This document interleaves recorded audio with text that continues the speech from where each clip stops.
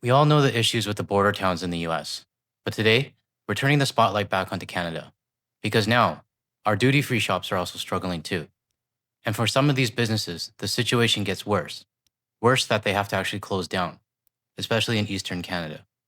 I mentioned this issue before in the past, but now, 3 reports from duty free owners paint a clearer picture. They're stuck. And honestly, there's not much we can do as Canadians to help them. So in today's video, I'm going to walk through all 3 reports and explain what this means for Canadian businesses along the border.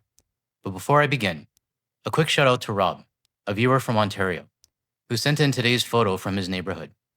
Really appreciate you sending the photo, Rob. All right, let's get into it. On most roads, traffic is a headache. But for duty-free shops at the U.S.-Canada border, it's the lack of traffic that's causing pain. I go many days here now. I don't see one single Canadian. Here between New Brunswick and Maine, travel is down. So are sales. This shop, still stung by the pandemic, was on the rebound until this. This is expected to go on for a number of years, so it's just not sustainable. So I decided that I'm going to have to close the store. The plan is to sell what's left and close by the end of August. It may be temporary or permanent. Already staff like Melanie Sewell had to be laid off. She still comes in to help when needed. I'm sad. I love my job. I wish it was different. I wish this whole tariff thing wouldn't have happened. But Melanie, this isn't about the tariffs. It goes way deeper than that. It's the 51st state talk. It's the disrespect from the 77 million Americans, and then the tariffs. Maybe not in that exact order for everybody, but that is the consensus within Canadians. And I'm honestly a bit surprised I have to explain this to another Canadian. I really do feel for the business owner here, and also their staff. These are Canadians, our brothers and sisters, caught in the middle of something that they didn't ask for.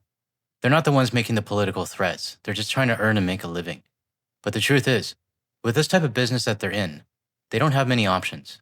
A duty-free store depends on cross-border traffic, and if that disappears, so does the income. And unlike any other shops, they can't just switch things up or rebrand. Their hands are literally tied. This is one of 32 duty-free shops in Canada along the U.S. border. It's the first to announce it will close, but a national association warns there could be more. We recently did a survey of the industry, and 1/3 said if this trend continues, they may be forced to close very shortly. Businesses like the 2 Cameron Bissonnette owns in BC. Summer should be the busiest. It isn't, and that's worrisome. I can get through, September, October, but what happens in February? What happens, in those very, very slow winter months? The industry wants more support from Ottawa, arguing government needs to cut red tape as businesses are burdened with layers of rules U.S. duty-free stores don't face. We've seen a lot of nodding heads, but we have seen no action. Ottawa points to what has been done to support businesses hit by U.S. tariffs, like flexibilities to EI programs and liquidity support. But here the owner says that help doesn't apply and isn't felt. Unless Ottawa steps in and changes the rules, Canadians can't shop there, unless they're crossing the border. And if that doesn't change, I honestly don't see how these shops survive. To be fair, I don't know every detail on how the system works, but maybe there's some middle ground, like reducing the tax for Canadians who buy from these stores, even if they don't head across the border. But then again, that might go against the whole idea of duty-free in the first place. Anyways, let's move on to the next shop.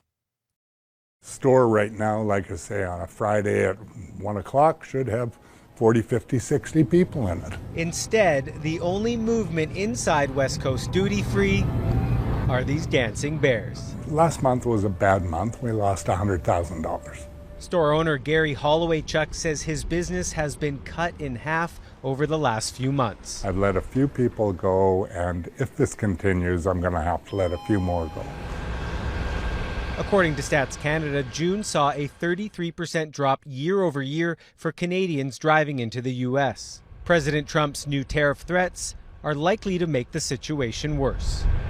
It's like another gut punch. Almost every time he opens up and says anything, we notice it right away. I can totally relate to this. Every time Donald says something stupid, I end up with like 5 new videos that I have to make right away. And for this business owner, it's the same pattern.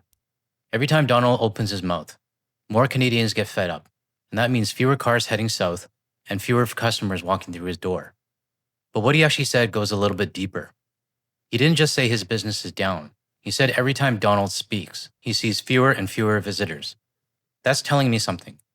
Canadians who used to go down to the US regularly, they're now starting to pull back, one by one. And that lines up perfectly with the drop that we're seeing at the Blaine border crossing. Month after month, it keeps shrinking.